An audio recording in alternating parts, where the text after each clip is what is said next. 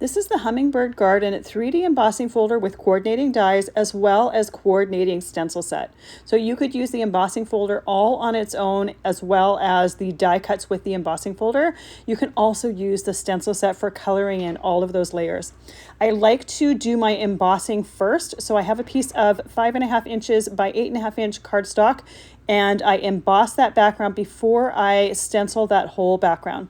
Now, because of the placement of the hummingbirds, I chose to use these to create two backgrounds and create 4.25 by 5.5 inch cards with those backgrounds. I also created some hummingbirds all on their own to pair with the Flowing Florals 3D embossing folder and stencil set, and have the hummingbirds with some different florals.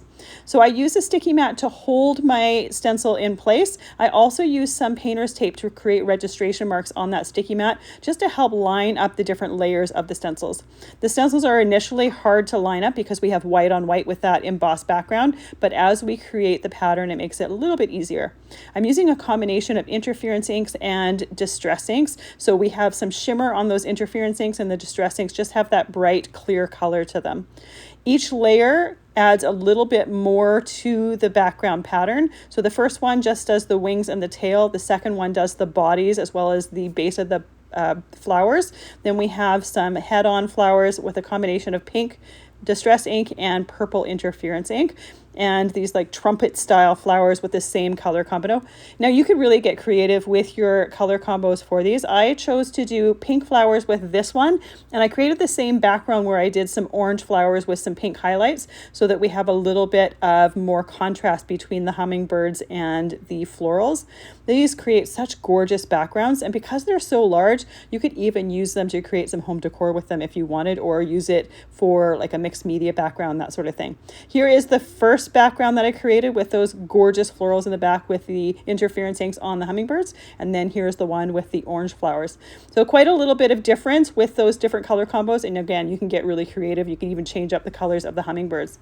Then I did the embossed die cuts using some black ink on the claws, on the feet, as well as the beak.